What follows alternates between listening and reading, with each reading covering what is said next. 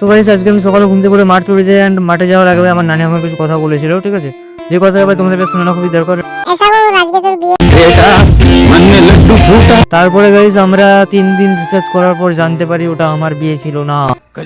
তো তারপরে গাইস আমরা মনের মধ্যে একজোড়া কষ্ট নিয়ে সাইকেলে প্যাডেল মারতে মারতে চলে গেছিলাম মাঠ। তো গাইস তোমরা আবার জানো যে কারোর বিয়ে মাঠের মধ্যে ছিল ভাই, মাঠের মধ্যে ভাই কারোর বিয়ে ছিল না। তারপরে গাইস আমরা আমাদের এই মানুষগুলোকে মাঠেতে ভাই জমিটা দেখিয়ে দিই, আর জমিতে ভাই কি কি কাজ করতে হবে সেটা আমি বুঝিয়ে দিই। এন্ড বোঝানোর পরে ভাই আমি চলে আসি বাড়িতে এসে ভাই আমি চা বাগারা খাওয়া কমপ্লিট করে নিই। এন্ড চা বাগারা খেয়ে দিয়ে ভাই মনের মধ্যে আবার ভাই দুঝোড়া কষ্ট নিয়েছি ভাই। দুঝোড়া কষ্ট নিয়ে আমরা চলে যাই কাজে। বুঝতে পারছো ভাই আমার মনের মধ্যে ভাই কেন কষ্টটা আছে ভাই, বউ ছাড়া সংসারে ভাই কাজ বাগার করেছে ভাই, সেই ভাই বউ ছাড়া ঘরে ঘুমাতে ভাই। তারপরে ভাই এক ঝোড়া কষ্ট নয় ভাই, এবার ভাই 4-5 ঝোড়া কষ্ট একসঙ্গে বুকের মধ্যে নিয়ে ভাই খাইয়ে যাচ্ছি বিকালে। এন্ড ভাই বিকালে ভাই কিছুটা এরকম টাইপের কাজ ছিল ভাই, বিদ বাগারা ভাই করতে হবে। এন্ড বিদ বাগারা কমপ্লিট করার পর ভাই আমার মনে পড়লো যে ভাই গার্লফ্রেন্ড আছে দেখা করতে রেখেছে ভাই এই ফাঁকা নির্জন জায়গায়। এন্ড চলে যাওয়ার পর ভাই আমার মনে পড়েছে ভাই আমার তো কোনো গার্লফ্রেন্ডই নাই। তারপরে ভাই আমি আর কি করবো ভাই, এই জায়গাটা ভাই ঘুরে মজা নিয়ে আর তোমরা সবাই ভাই আবারও রিলস